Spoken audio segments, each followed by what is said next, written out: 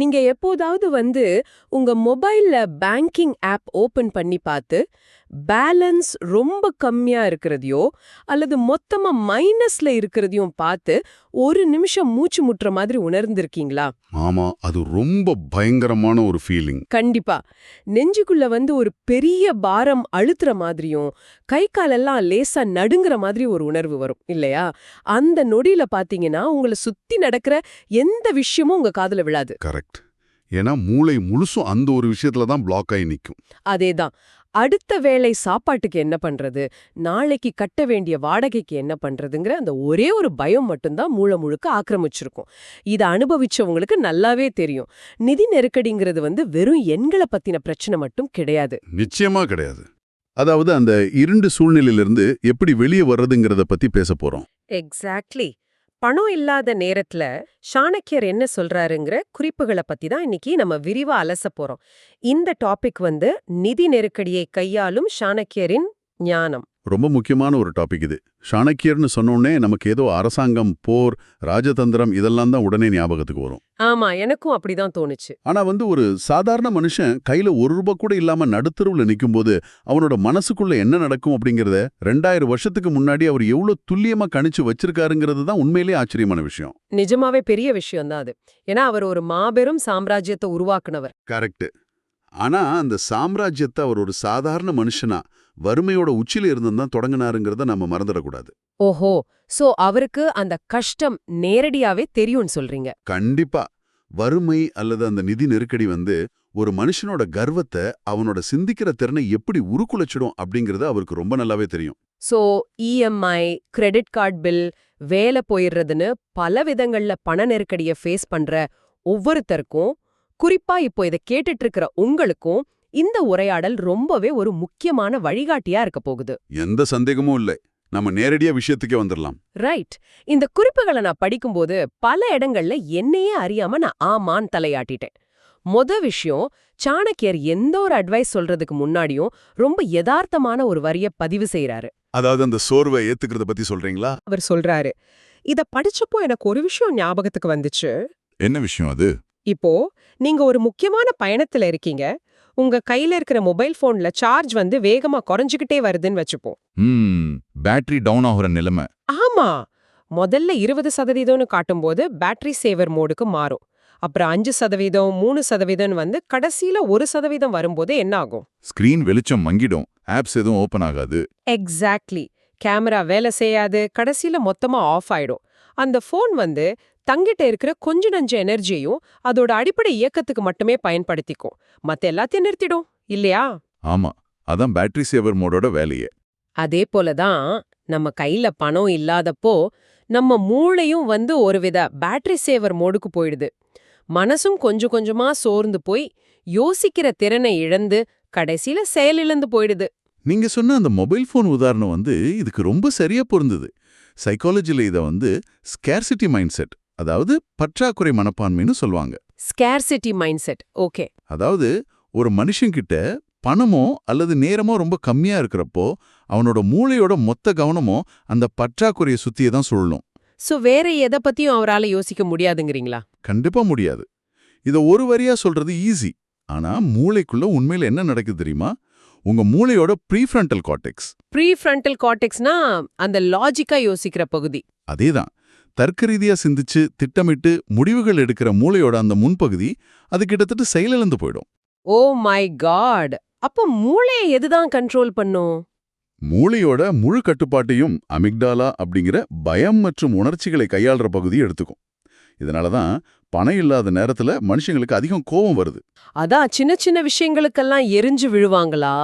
ஆமா, ரொம்ப முக்கியமான சில விஷயங்களை கூட மறந்துருவாங்க. அவங்களோட காக்னிட்டிவ் பேண்ட்விட்த், அதாவது அந்த சிந்திக்கிற திறன் ரொம்பவே குறைஞ்சு போயிடும். ஒரு நிமிஷம் வெயிட் பண்ணுங்க. நீங்க சொல்றத பார்த்தா நிதி நெருக்கடியில இருக்கிற ஒருத்தர் தப்பான முடிவுகளை எடுக்கிறதுக்கோ இல்ல கோவப்படுறதுக்கோ அவர் காரணம் இல்ல, அவரோட மூளையில நடக்கிற ரசாயன மாற்றங்கள் தான் காரணம்னு சொல்றீங்களா? ஒரு வகையில அப்படிதான். அது ஒரு மனுஷனோட இயல்பான உயிரியல் ரியாக்ஷன். இததான் சாணக்கியர் அந்த முதல் வரியில அங்கீகரிக்கிறார். அவர் ஸ்ட்ரெயிட்டா அட்வைஸ் பண்ண ஆரம்பிக்கல. கிடையவே கிடையாது. எடுத்த உடனே நீ இப்படி செய் அப்படி செய், ஏன் கவலைப்படுறன்னு அவர் அட்வைஸ் பண்ண வரல. பணம் இல்லாதப்போ மனசு சோர்வடைகிறது இயற்கையானதுதான். நீ ஒரு மனுஷன், உனக்கு சோர்வு வரத்தான் செய்யும்னு அந்த வலிய முதல்ல ஏத்துக்கிறாரு. வாவ், இது ரொம்ப முக்கியமான பாயிண்ட். ஆமா, ஒரு பிரச்சனை இருக்குங்கிறத ஒத்துக்கிறது தான் அந்த பிரச்சனையோட பிடியிலிருந்து மூளைய விடுவிக்கிறதுக்கான முதல் படி. நான் ஏன் இப்படி முடங்கி போயிருக்கேன்னு உங்களை நீங்களே தப்பு சொல்றத முதல்ல நிறுத்தணும். சோர்வுங்கிறது பலவீனத்தோட அடையாளம் கிடையாது. கண்டிப்பா இல்ல. அது பற்றாக்குறையோட அறிகுறிங்கிறத நம்ம புரிஞ்சுக்கணும். நீங்க இதை எக்ஸ்பிளைன் பண்ணும்போது தான் புரியுது அந்த முதல் வரியோட ஆழம் எவ்ளோ பெரியதுன்னு. நம்மளோட சோர்வை நாமே எந்த ஒரு குற்ற உணர்ச்சியும் இல்லாம முதல்ல ஏத்துக்கணும். கரெக்ட். சரி, அதுக்கப்புறம் என்ன பண்றது? அவர் தன்னோட அடுத்த அடியை எப்படி எடுத்து வைக்கிறாரு? அடுத்ததா அவர் சொல்ற தத்துவம் தான் ரொம்ப முக்கியமானது. மூல தகவல்ல அவர் அடுத்ததா சொல்றது கஷ்டமான காலம் நிரந்தரமில்லை அப்படிங்கிறது தான். ஆனா எனக்கு இங்க ஒரு பெரிய முரண்பாடு தோணுது. என்ன முரண்பாடு? இது தத்துவார்த்தமா பேசுறதுக்கும் கேக்குறதுக்கும் ரொம்ப அழகா இருக்கலாம். ஆனா நிஜ வாழ்க்கைய கொஞ்சம் யோசிச்சு பாருங்க. நாளைக்கு காலையில வீட்டு ஓனர் வாடகை கேட்பாரு. ஆமா, ஆமா. குழந்தைங்களோட ஸ்கூல் ஃபீஸ் கட்டியாகணும். கடன்காரங்க ஃபோன் பண்ணிட்டே இருப்பாங்க. இப்படி கழுத்து நெரிக்கிற ஒரு நெருக்கடியில இருக்கிறவங்களுக்கு, இப்போ இதை கேட்டுட்டு இருக்கிற உங்கள ஒருத்தருக்கு யாரோ ஒருத்தர் கவலைப்படாத, இதுவும் கடந்து போகும், எதுவும் நிரந்தரம் இல்லைன்னு சொன்னா கண்டிப்பா கோவம்தான் வரும். ஆமா, எரிச்சல் வரத்தான் செய்யும். அந்த தத்துவம் எப்படிங்க நாளைக்கு காலையில நான் கட்ட வேண்டிய பில்ல கட்ட உதவும்? இது சும்மா மனசு அமைதிப்படுத்துறதுக்கான ஒரு போலியான ஆறுதல் வார்த்தை மாதிரி தானே இருக்கு. நீங்க கேக்குறது ரொம்ப ரொம்ப நியாயமான கேள்வி. பசிச்சிருக்கிறவங்கிட்ட போய் தத்துவம் பேசக்கூடாதுங்கிறது உண்மைதான். ஆனா சாணக்கியரோட இந்த வரிய நம்ம வெறும் தத்துவமாவோ அல்லது ஆறுதல் வார்த்தையாவோ பார்க்கக்கூடாது. அப்புறம் எப்படி பார்க்கணும்? இது ஒரு ரொம்ப நுட்பமான மூலப்புறாய உணவியல் மாற்றம். அதாவது ஸ்ட்ராட்டஜிக் சைக்கலாஜிக்கல் ரீஃப்ரேமிங்னு சொல்லலாம். ஸ்ட்ராட்டஜிக் ரீஃப்ரேமிங் கொஞ்சம் விளக்கமா சொல்லுங்களேன். நீங்க கேட்டீங்க இல்லையா, நாளைக்கு காலையில கட்ட வேண்டிய பில்லுக்கு இந்த வரி எப்படி உதவும்னு. நான் உங்களை திரும்ப கேட்குறேன். ஐயோ, என் வாழ்க்கை முடிஞ்சு போச்சு, இனி என்னால மேலவே முடியாது நீங்க நினைச்சிட்டு இருந்தா அந்த பில்லை கட்டுறதுக்கான வழி பறந்துடுமா? கண்டிப்பா இல்ல. அது இன்னும் குழப்பத்தை தான் அதிகமாக்கும். அதுதான் விஷயம். ஒரு மனுஷன் தான் இருக்கிற கஷ்டம் நிரந்தரமானதுன்னு நம்பும்போது அவனோட மூளை ஒரு இருட்டு அறைக்குள்ள அடைப்பட்ட மாதிரி ஃபீல் பண்ணும். அங்க எந்த நம்பிக்கையும் இருக்காது, வெளியே வர்றதுக்கு வழியும் தெரியாது. இந்த கஷ்டம் நிரந்தரம் இல்ல, இது என் வாழ்க்கையோட ஒரு சின்ன அத்தியாயம் மட்டும்தான், இது ஒரு டெம்பரரியான கட்டன்னு ஒருத்தன் முழுசா உணர்ற அந்த மறுகணமே அவனோட மூளையில ஒரு பெரிய மாற்றம் நடக்குது. என்ன மாற்றம் நடக்கும்? அது வரைக்கும் உணர்ச்சிகளோட கண்ட்ரோல்ல இருந்த மூளை இப்போ திரும்பவும் திட்டமிடுதல், அதாவது பிளானிங்ங்கிற நிலைக்கு மாறுது. சரி, இது நிரந்தரம் இல்லைன்னா இதுலேருந்து வெளியே வர அடுத்ததான் நான் என்ன செய்யணும் அப்படிங்கிற கேள்வியை மூளை கேட்க ஆரம்பிக்கும். ஓஹோ, அதாவது அந்த பிரச்சனையோட கால அளவை, அந்த டைம்லைனை நாம சுருக்கி பார்க்கும்போது நம்ம மூளைக்கு அதை சமாளிக்க முடியுங்கிற தைரியம் கிடைக்குதுன்னு சொல்றீங்க. 100க்கு 100 சரி. இப்போ ஒரு உதாரணத்துக்கு, நீங்க ஒரு சுரங்கப்பாதைக்குள்ள போறீங்கன்னு வச்சுப்போம். உள்ள ஒரே இருட்டு அது. ஆனா அதை இருட்ட கடக்கிறதுக்கான மன வலிமையை கொடுக்கும். அந்த மனச்சோர்வுங்கிற வியாதிக்கு இந்த தத்துவமே முதலும் மிக முக்கியமான மருந்துமா இருக்கு. வாவ், இது உண்மையிலேயே ஒரு சூப்பரான கோணம். பிரச்சனைய மறுக்க வேண்டாம், ஆனா அதோட ஆயுட்காலத்தை மறுபரிசீலனை செய்யுங்க அப்படிங்கிற மாதிரி இருக்கு. கரெக்ட். சரி, இப்போ மூல பயத்துல இருந்து விடுபட்டு பிளான் பண்ற நிலைக்கு வந்துடுச்சுன்னு வச்சுப்போம். அடுத்து என்ன பண்ணணும்? ஆக்ஷன்ல இறங்கணும் இல்லையா? ஆமா, செயல்முறை ரொம்ப முக்கியம். பணம் இல்லாத அந்த இருண்ட கட்டத்துல ஒரு மனுஷன் எப்படி செயல்படணும் அப்படிங்கிறதுக்கு இந்த குறிப்புகள்ல சாணக்கியரோட 3 முக்கிய விதிகள் கொடுக்கப்பட்டிருக்கு. அந்த 3 விதிகள் என்னென்ன? 1, பயப்படாதே. 2, அவசர முடிவெடுக்காதே. 3, உழைப்பை நிறுத்தாதே. இத நான் முதல்ல படிக்கும்போது ஏதோ தனித்தனி அட்வைஸ் மாதிரி தான் எனக்கு தோணுச்சு. பெரியவங்க சொல்ற புத்திமதி மாதிரி. மேலோட்டமா பார்த்தா அப்படிதான் தோணும். ஆமா, ஆனா இத கொஞ்சம் ஆழமா பார்த்தா இது 3 ஒரு தொடர்ச்சியான சங்கிலி மாதிரி செயல்படுறத என்னால பார்க்க முடியுது. அந்த செயின் ரியாக்ஷனை புரிஞ்சுக்கிறது தான் இங்க முக்கியம். இந்த 3 விதிகளும் ஒன்னோட ஒன்னு எவ்வளோ ஆழமா தொடர்புடையதுன்னு நாம கண்டிப்பா அனலைஸ் பண்ணணும். மனுஷங்களோட வீழ்ச்சி எங்க தொடங்குதுன்னு தெரியுமா? எங்க? பயத்திலையா? அதேதான். முதல் விதியான பயத்துல தான். பணம் இல்லைன்னு சொன்ன உடனே வர்ற உணர்வு பயம்தான். சமூகத்துல நமக்கு இருக்கிற மரியாதை போயிடுமோ, நம்மள நம்பி இருக்கிறவங்கள காப்பாற்ற முடியாம போயிடுமோங்கிற அந்த பயம். நிஜம்தான். ஒரு மனுஷனை நிதானம் இழக்க செய்யற ஆயுதம் இந்த பயம்தான். சோ அந்த பயம்தான் அடுத்த தப்புக்கு காரணமா அமையுது இல்லையா? துல்லியமா சொன்னீங்க. பயம்தான் ஒருத்தனை அவசர முடிவுகளை எடுக்க தூண்டுது. இதுதான் 2வது விதி, அவசர முடிவு எடுக்காத. நீங்க ரியல் லைஃப்ல பாருங்க, கடனை அடைக்கணுங்கிற கடுமையான நெருக்கடியிலும் பயத்திலும் இருக்கிற ஒரு மனுஷன் என்ன பண்ணுவான்? ஏதோ ஒன்னு பண்ணி காசை ரெடி பண்ண பாப்பான். ஆமா, வட்டி எவ்வளோன்னு கூட பார்க்காம கண்மூடித்தனமா வேற ஒருத்தர்கிட்ட கந்து வட்டிக்கு கடன் வாங்குவான். அல்லது தங்கிட்ட இருக்கிற பல வருஷமா சிறுக சிறுக சேர்த்த ஒரு மதிப்புமிக்க பொருளை, அது ஒரு நிலமா இருக்கலாம் இல்ல நகையா இருக்கலாம், அதை மார்க்கெட் விலையை விட ரொம்ப கம்மியான விலைக்கு அவசர அவசரமா வித்துருவான். ஐயோ, ஆமா, நிறைய பேர் இத பண்றத நான் பார்த்திருக்கேன். இவை எல்லாமே ஒரு தெளிவான மனநிலையில எடுத்த முடிவுகள் கிடையாது. கழுத்தை நெரிக்கிற பயத்தால எப்படியாவது இந்த ஒரு நொடியிலிருந்து தப்பிச்சா போதும்னு எடுக்கிற ரொம்ப அவசரமான முடிவுகள். நீங்க இத சொல்றத கேக்கும்போது, இது அந்த பிரச்சனைய தீர்க்கறதுக்கு பதிலா அவனை இன்னொரு பெரிய குழிக்குள்ள தள்ளுற மாதிரி தானே தெரியுது. அதுதான் நிஜம். ஒரு கடனை அடைக்க அதிக வட்டிக்கு இன்னொரு கடன் வாங்குறதுங்கிறது ஒரு நெருப்பு அணைக்க அது மேல பெட்ரோலை ஊத்துறதுக்கு சமம். கரெக்டான எக்ஸாம்பிள். அந்த அவசர முடிவுகள் ஷார்ட் டேர்ம்ல, அதாவது குறுகிய காலத்துல ஒரு சின்ன நிம்மதியை தரலாம். ஆனா நீண்ட காலத்துல அது நிச்சயமா ஒரு பெரிய தோல்வியை தான் கொடுக்கும். அப்புறம் அப்படி ஒரு பெரிய தோல்வி வரும்போது அந்த மனுஷன் மொத்தமா உடைஞ்சு போயிடுறான். நான் இவ்ளோ ட்ரை பண்ணியும் என்னால முடியலையேங்கிற விரக்தியில தன்னோட உழைப்பை நிறுத்திடுறான். இதுதான் அந்த சங்கிலியோட கடைசி புள்ளி. ஓ, இப்ப புரியுது. சோ அவசர முடிவை தடுக்கணும்னா அதோட வேறான பயத்தை நீக்கணும். தொடர்ச்சியா உழைக்கணும்னா அவசர முடிவுகள் எடுத்திருக்க கூடாது. இதுதான் சாணக்கியர் ரொம்ப நுட்பமா ஒரு சைக்காலஜிஸ்ட் மாதிரி இந்த 3 விதிகள்ல விளக்குறாரு. இத நீங்க விவரிக்கும்போது எனக்கு ஒரு சீன் கண் முன்னாடி வந்து போகுது. இப்போ இருட்டுல பலத்த மழை பெய்யுது, குண்டும் குழியுமான ரொம்ப வழுக்கலான ஒரு மலைப்பாதையில நீங்க கார் ஓட்டிட்டு போறீங்கன்னு கற்பனை பண்ணிக்கோங்க. ரொம்ப டேஞ்சரான ஒரு சிச்சுவேஷன். ஆமா. வண்டியோட ஹெட்லைட் வெளிச்சம் வெறும் 10 அடி தூரத்துக்கு தான் தெரியுது. கையில பணமில்லாத நிதி நெருக்கடியும் கிட்டத்தட்ட இப்படிப்பட்ட ஒரு பயணம்தான். அந்த இருட்டுல திடீர்னு ஒரு பெரிய பள்ளம் வருது. ஓகே. நீங்க அத பார்த்து பயந்து போய், அதாவது முதல் விதி பயம், அவசரமா உங்க முழு பலத்தையும் திரட்டி பிரேக் அழுத்தினா என்ன ஆகும்? அதுதான் 2வது விதி, அவசர முடிவு. அந்த வழுக்கு ரோட்ல பிரேக் பிடிச்சா வண்டி கண்ட்ரோல் இழந்து சுழன்று விபத்தாயிடும். எக்ஸாக்ட்லி. அந்த இடத்துல பிரேக் பிடிக்கிறது தற்கொலைக்கு சமம். ஆமா. சோ நீங்க பண்ண வேண்டியது என்ன? அந்த பள்ளத்தை பார்த்து பயப்படாம அந்த இருட்டுலயும் உங்களை நிதானப்படுத்திக்கணும். ஸ்டியரிங்க ரொம்ப உறுதியா பிடிச்சு வண்டியோட வேகத்தை கண்ட்ரோலுக்கு கொண்டு வந்து கியரை குறைச்சி அந்த பள்ளத்தை தாண்டி தொடர்ந்து வண்டியை இயக்கிட்டே இருக்கணும். அதுதான் 3வது விதி, உழைப்பே நிறுத்தாவே. ஆமா. நீங்க வண்டிய நிறுத்தினாலோ இல்ல பிரேக் அழுத்தினாலோ ஆக்சிடென்ட் கன்ஃபார்ம். நீங்க இயங்கிட்டே இருந்தா மட்டும்தான் அந்த ஆபத்தான மலையிலிருந்து பத்திரமா கீழே இறங்க முடியும். ரொம்ப அருமையான ஒப்பீடு இது. இந்த 3 விதிகளும் அந்த இருந்த மலைப்பாதையில எப்படி உங்களை காப்பாத்துமோ அதே போலதான் உங்க நிதி நெருக்கடியிலையும் உங்களை காப்பாத்துற கவசங்களா செயல்படுது.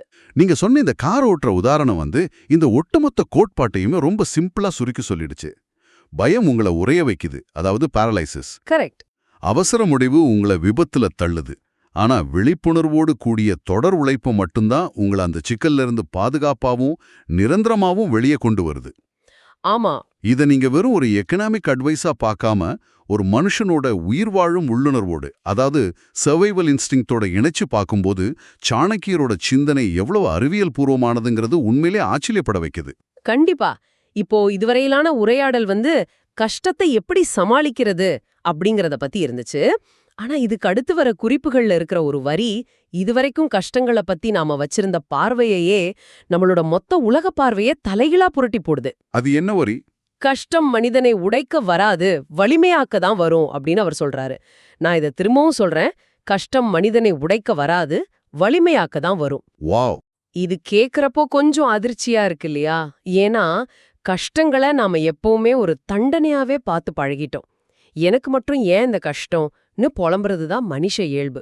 ஆமா, எல்லாரும் அப்படிதான் யோசிப்போம்.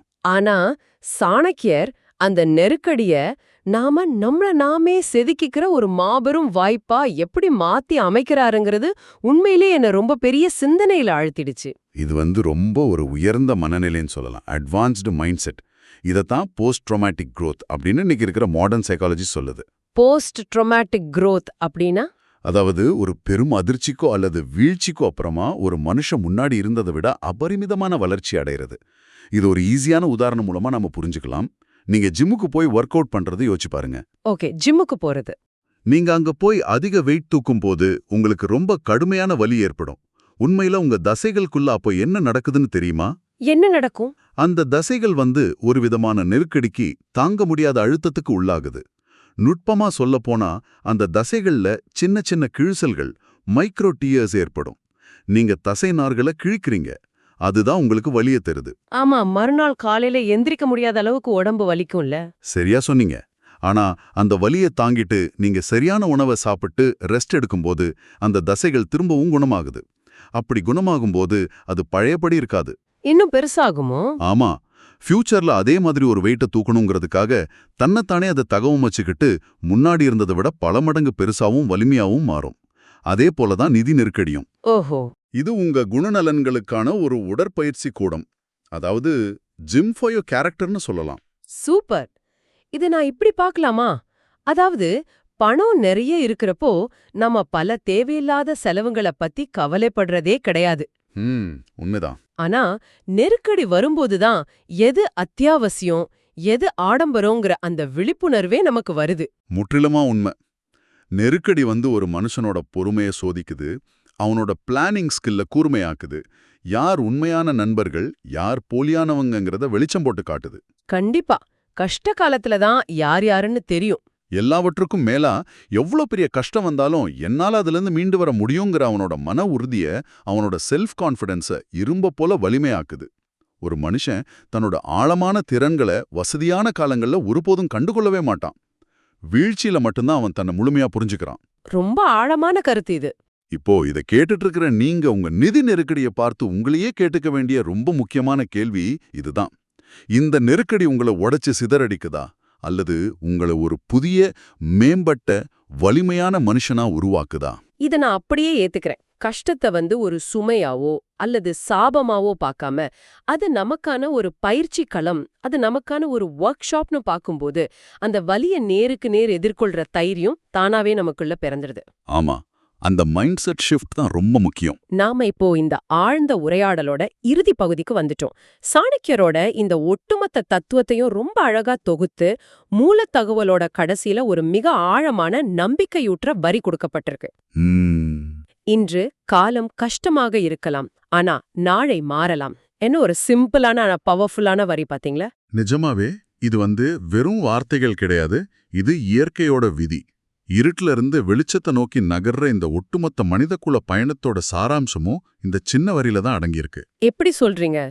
தன் கையில ஒண்ணுமே இல்லைங்கிற மனச்சோர்வை முதல்ல எந்த குற்ற உணர்ச்சியும் இல்லாம ஏத்துக்கிட்டு, அந்த பிரச்சனையோட நிரந்தரமின்மையை புரிஞ்சுகிட்டு, பயத்திலிருந்து வெளியே வந்து எவ்வித அவசர முடிவுகளும் எடுக்காம நிதானமா தொடர்ந்து உழைக்கிற ஒருத்தனுக்கு நாளைய விடியல் நிச்சயமா ஒரு புதிய வெளிச்சத்தை கொண்டு வருங்கிற உறுதியான நம்பிக்கையை இந்த வரி விதைக்குது. நாம முதல்ல பேசின அந்த மொபைல் போன் பேட்டரி உதாரணத்தையே திரும்ப எடுத்துப்போம். சொல்லுங்க. பேட்டரி முழுசா தீர்ந்து போய் ஸ்கிரீன் இருட்டாகி போனதுக்கு அப்புறம் அந்த போன் இனி எதற்குமே பயன்படாதுன்னு நமக்கு தோணும். அது முற்றிலுமா உயிரற்ற ஒரு பொருளா தான் தெரியும். ஆமா, வாழ்க்கையும் அப்படிதான். ரொம்ப கரெக்டா சொன்னீங்க. இன்னைக்கு உங்ககிட்ட எதுவுமே இல்லாம இருக்கலாம், உங்க எனர்ஜி முழுசும் வடிஞ்சு போயிருக்கலாம், ஆனா அது நிரந்தரம் கிடையாது. எந்த ஒரு இரவும் நிரந்தரமானது இல்ல, எந்த ஒரு குளிர்காலமும் முடிவில்லாதது இல்லைங்கிறத நம்ம எப்பவுமே ஞாபகத்துல வச்சுக்கணும். அந்த ஒரு சின்ன நம்பிக்கை தான், நாளைக்கு என்ன நடக்குங்கிற அந்த பாசிட்டிவான எதிர்பார்ப்பு தான் இருண்ட காலங்கள்ல நம்மளோட தொடர் உழைப்புக்கான, நம்மளோட சர்வைவலுக்கான ஒரே எரிபொருளா அமையும். ஆமா, சாணக்கியர் இதேதான் பல நூற்றாண்டுகளுக்கு முன்னாடியே தன் வாழ்க்கை மூலமாவும் எழுத்துக்கள் மூலமாவும் நிரூபிச்சு காட்டியிருக்காரு. இப்போ இத கேட்டுட்டு இருக்கிற உங்களுக்காக ஒரு இறுதி சிந்தனையை நான் முன்வைக்க விரும்புறேன். இன்னைக்கு நாம விரிவா பேசின சாணக்கியரோட இந்த வழிமுறைகள் எல்லாத்தையும் நீங்க கேட்டுட்டீங்க. ஆனா இதையெல்லாம் தாண்டி ஒரு முக்கியமான கேள்வி இங்க எழுகிறது. அந்த சிந்தனைய நான் உங்ககிட்டயே விட்டுகிறேன். இன்னைக்கு இருட்டா இருக்கு, ஆனா நாளைக்கு விடியும், எல்லாமே நல்லபடியா மாறுங்கிறது உறுதி. ஆனா அந்த புதிய நாள, அந்த புதிய வாய்ப்புகளை எதிர்கொள்ற அளவுக்கு நீங்க இன்னைக்கு உங்களை தகுதியானவரா மாத்திக்கிட்டு இருக்கீங்களா? வாவ், ரொம்ப ஆழமான கேள்வி இது. அந்த இருண்ட வழுக்கு ரோட்ல நீங்க உழைப்புங்கிற வண்டிய தொடர்ந்து ஓட்டிக்கிட்டு விடியல நோக்கி முன்னேறி போயிட்டு இருக்கீங்களா? அல்லது இருட்ட பார்த்து பயந்து வண்டிய ஓரமா நிறுத்திட்டீங்களா? இந்த கேள்விய பத்தி கொஞ்சம் அமைதியா சிந்திச்சு பாருங்க. கண்டிப்பா எல்லாரும் யோசிக்க வேண்டிய விஷயம் இது.